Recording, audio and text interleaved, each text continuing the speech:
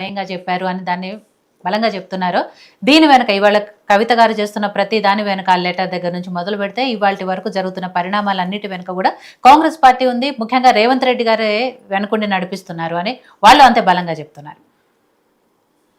ఇప్పుడు కవితమ్మ గురించి మీ వాయిస్ మ్యూట్ లో ఉంది సతీష్. సంబంధం మేడం, కవితమ్మ గురించి మాకు ఎలాంటి రాజకీయ ఉద్దేశం లేదు, మాకు అసలు ఆమెతో పని లేదు, ఆ పార్టీతోనూ కూడా మాకు పని లేదు. ఎందుకంటే అది ఆల్రెడీ అయిపోయింది. తెలంగాణ ప్రజల ముందు అబాస్పాలు అయిపోయింది ఆ పార్టీ. కనుకనే ప్రజలు దానికి గుణపాఠం చెప్పారు, వాళ్ళని ప్రతిపక్షంలో కూర్చోబెట్టిండ్రు.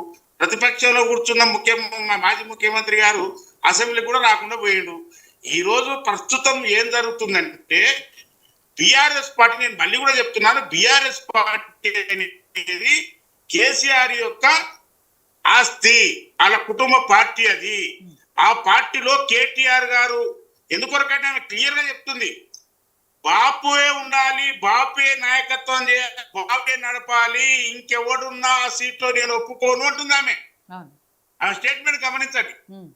ఆమె ఈరోజు ఏమంటుంది, చిట్చాట్ కావచ్చు చూడడానికి, అది రికార్డెడ్ కాకపోవచ్చు, కానీ కడుపులో ఉన్నదంతా ఇలాగక్కడికి చిట్చాట్ అంటారు. ప్రెస్ మీట్లు పెట్టడం వేరు వేరు, కడుపులో ఉన్నది కక్కడానికి కోసం చిట్చాట్ అంటారండి. అంటే నిజాలు చెప్తారన్నట్టు అర్థం అది. కనుక ఆమె చెప్పింది, ఆమె కడుపులో ఉన్న బాధ చెప్పింది. ఈ రోజు కేసీఆర్ గారు తండ్రి సంపాదించిన ఆస్తికి పిల్లలు ఎట్లా హక్కుదారులు అవుతారో, ఆ కేసీఆర్ గారు పెట్టిన పార్టీకి కూడా ఆమె హక్కుదారున్నారు. ఒక కేటీఆర్ ఒక్కడుంటే ఎట్ట కుదురుతుంది, సంతోష్ రావు ఉంటే ఎట్ట కుదురుతుంది, హరీష్ రావు ఉంటే ఎట్ట కుదురుతుంది. నేనుండాలి క్లియర్ కట్ గా, ఆయన కూతురు, నేను ఆయన ఆస్తిలో సగభాగం హక్కుదారులని, నేను పార్టీలో కూడా సగం నాకు హక్కు కావాలని చెప్పేసి అని కొట్లాడుతుంది. ఇంకొకటి, ఆమె కాంగ్రెస్ లకు రాదు, బీజేపీలకు అసలు పోతుందా పోదా వాళ్ళ ఎందుకంటే ఆమె పోదు, ఎందుకంటే జైలుకు పంపించిన వాళ్ళని ఆమెకు వ్యక్తిగతంగా ఉండొచ్చు. కానీ ఇప్పుడు ఈ డ్యామేజ్ అయిన ఈ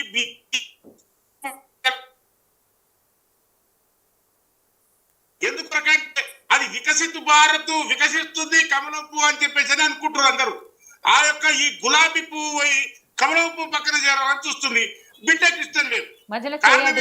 నన్ను జైలుకు పంపించిన దాన్ని ఎట్లా ఆ పార్టీ దగ్గరికి మీరు ఎట్లా పోతారు అని చెప్పేసి అని ఆమె నిజాలు చెప్తుంది, కడుపులో ఉన్న బాధ చెప్తుంది. కనుక కాంగ్రెస్ పార్టీకి ఏం సంబంధం అండి నాకు అర్థం కాదు. నేను క్లియర్ గా చెప్తున్నా, ఆ యొక్క సంసార పంచాయతీ, ఆ కుటుంబ పంచాయతీ గారా మా నెత్తిరేసుకుంటే మేము ఆగమైపోవడం ఖాయం. కనుక మేము అందులో అసలు జైలు పెట్టము, కాలు పెట్టము, మాట కూడా కలపం. కాకపోతే కావాలని ఈ యొక్క మిగతా ఎవరైతే ఉన్నారో వీళ్ళందరూ కావాలని బీజేపీ పార్టీ వాళ్ళు, ఇది రేవంత్ రెడ్డికి రాష్ట్రంలో ఈ టిఆర్ఎస్ పార్టీ చేసిన అప్పులను తప్పించుకోనికనే చచ్చిపోతున్నాం. పాలన గాడిలో పెట్టడానికి ఎంతో తల్లాడుతున్నాం మేము. ఈ రోజు ఈ బిఆర్ఎస్ పార్టీ ఒకరు తప్పితే ఒకరు వాళ్ళు పోటీ పడుకుంటూ వాళ్ళ యొక్క పార్టీ వ్యవహారాన్ని నడుపుకుంటారు తప్ప కాంగ్రెస్ పార్టీ ఎటు చూసినా బదనాలు చెప్పాలని ఇంకొక కూడా కుట్ర దాగినట్టుగా మాకు అనిపిస్తుంది ఇందులో. ఇప్పుడు ఈ రకంగా కాంగ్రెస్ పార్టీ మా కుటుంబంలో గందరగోళం సృష్టిస్తుందని ఒక వాతావరణాన్ని బిల్డప్ చేసి ఒకవైపు కాంగ్రెస్ పార్టీని దెబ్బతీయడం, అదే రకంగా కేటీఆర్ ఏదైతే కేసీఆర్ ను రూమ్ లో బంధించిండో ఆ భాగాన్ని తట్టుకోలేక, బిడ్డ నువ్వు గట్టిగా మాట్లాడి బిడ్డ, వాడిని ఖచ్చితంగా కంట్రోల్ చేయాలి కేటీఆర్ గారిని.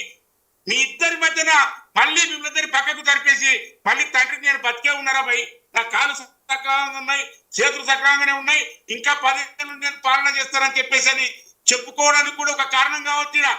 కొడుకు దెబ్బకు తట్టుకోలేక బిడ్డనంటే పెట్టినట్టు కేసీఆర్, కొడుకు దెబ్బ కేటీఆర్ దెబ్బకు తట్టుకోలేక బిడ్డనటం పెట్టి తన రాజకీయాన్ని నడుపుకోవాలని చెప్పేసి అని కూడా ఒక కుట్ర జరుగుతుండొచ్చు.